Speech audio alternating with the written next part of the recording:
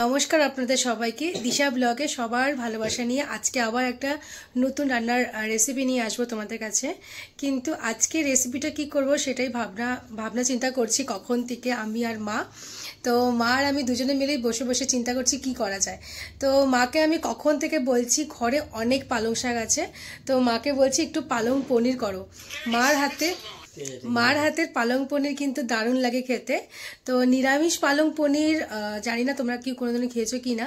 কালকে মঙ্গলবার, তো মাকে বলছি নিরামিষভাবেই তাহলে পালং পনির করো। তো তোমরা একটু মাকে বলো যে পালং পনির একটু করে খাওয়াতে, কারণ এত কিছু করে খাওয়াই তো একদিন আমার ভাইয়ের তিনজনের আবদার। তো পালং পনির করবো আজকে। পালং শাক যখন আছে সবই আছে, শীতকাল পালং শাক তো এখন তো সবজি পালং শাক মেন হলে পালং শাক সবজির মধ্যে এভেলেবল থাকে ঘরের মধ্যে, কোনো ব্যাপার না, করে দেবো। তো চলো, নিরামিষ করতে হবে কিন্তু পালং পনির সবচেয়ে আমিষটা করলে বেশি ভালো। একদম মানে বড় বড় হোটেলে রেস্টুরেন্টে যেই রান্নাটা হয় সেটা আমি করে দিতে পারি, ওইটা আমি খুব ভালোও পারি, কিন্তু ওইটা এখন তো করা যাবে না ওই নিয়মে। এটা এখন নিরামিষ। তো কালকে যেহেতু মঙ্গলবার, তো ভাবছি যে নিরামিষই করতে হবে। তো চলো আজকে মাকে বলি যে নিরামিষই পালং পনির খেয়ে দেখি, নিরামিষ তো কখনো খাইনি, তো আজকে নিরামিষ করেই খাওয়াও। তো চলো শুরু করা যাক আজকে নিরামিষ পালং পনির রেসিপি। আশা করি যাচ্ছি রান্না করে, চলো চলো তোমাদের শেয়ার করা যাক। কড়াইতে গরম জল বসিয়েছি, এই যে গরম জলটা ফুটছে, এখন 1 চামচ লবণ দিয়ে দিব। এই যে এখানে হাফ কেজি পালং শাক আছে, সেই পালং শাক ভালো করে ধুয়ে নিয়েছি। এখন পালং শাকটা এখন আমি ভাপিয়ে নিব। শীতকালে পালং শাক এত ভালো লাগে খেতে, মানে মানে দারুণ লাগে। তো পালং পনির তো আরো বেশি ভালো লাগে। তো চল আজকে নিরামিষই পালং পনির কিন্তু মা কেমন করে করছে তোমরা কিন্তু দেখতে থাকো, আশা করি তোমাদের ভালোই লাগবে।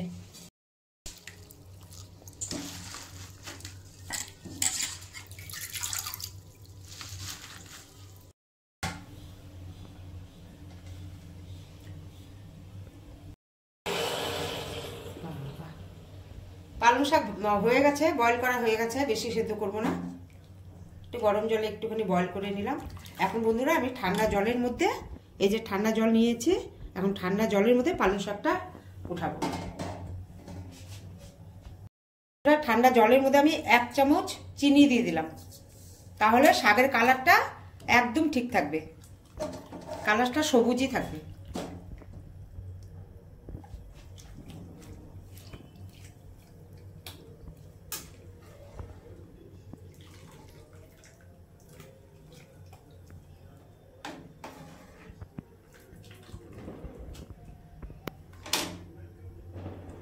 জলের মধ্যে যে পালং শাকটা ভাপিয়ে যে রেখেছিলাম, এখন জলটাকে চিপে এখন মিক্সিতে 2টো লঙ্কা দিয়ে দিলাম। এখন পেস্ট করব, পেস্ট করা হয়ে গেছে।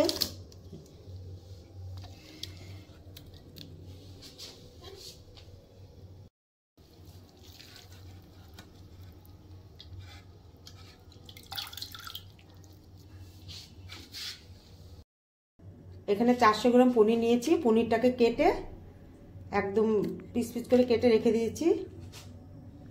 এখানে নিয়েছি টমেটোর পেস্ট, কাশ্মীর লঙ্কার গুঁড়ো, জিরের গুঁড়ো, আদা বাটা, হলুদ, শুকনো লঙ্কা, তেজপাতা।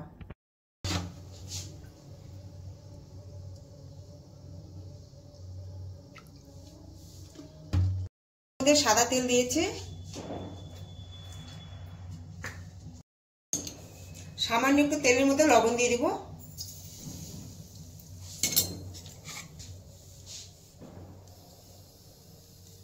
এখন পনিরটাকে ছেড়ে দেব।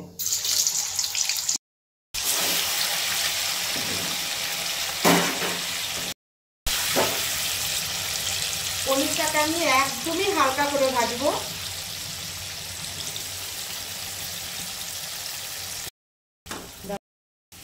এই বাটির মধ্যে একটুখানি গরম জল দিলাম, গরম জলের মধ্যে পনিরটাকে চুবাবো, তাহলে পনিরটা খুব ভীষণ নরম হবে।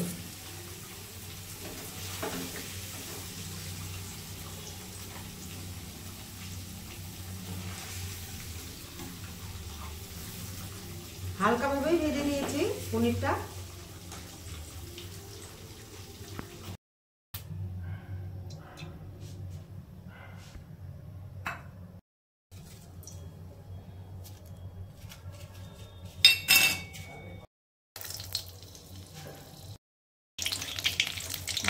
দুটো শুকনো লঙ্কা আর একটা তেজপাতা দিলাম। এখন টমেটো পেস্টটা দিয়ে দিব।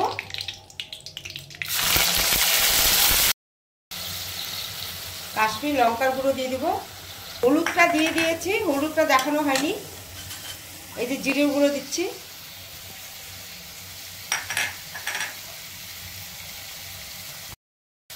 আদা বাটা দিয়েছি, এই যে আদা বাটা 2 চামচ আদা বাটা দিলাম।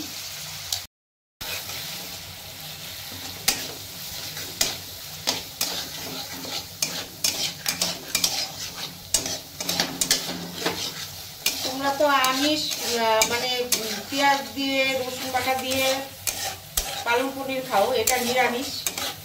সবসময় তো আমিষ চলে না, নিরামিষের দিনে এটা করে খেতে পারবা ঘরে। পোলাও, লুচি, পরোটা সব দিয়ে ভালো লাগে এটা।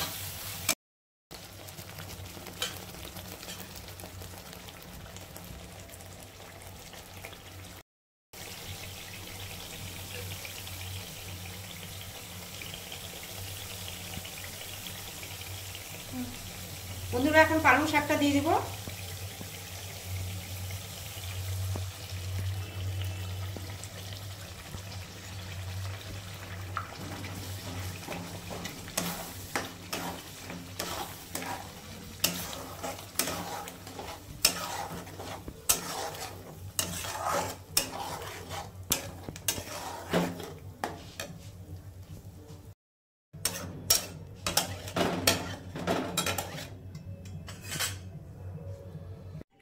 তো এবার আমি উঁচু করে দেখবো যে আমার হচ্ছে পালং শাকটা কেমন হয়ে আছে। দেখো একদম কিন্তু আমার মশলাটা কিন্তু একদম ভালো মতো করে কষে গেছে।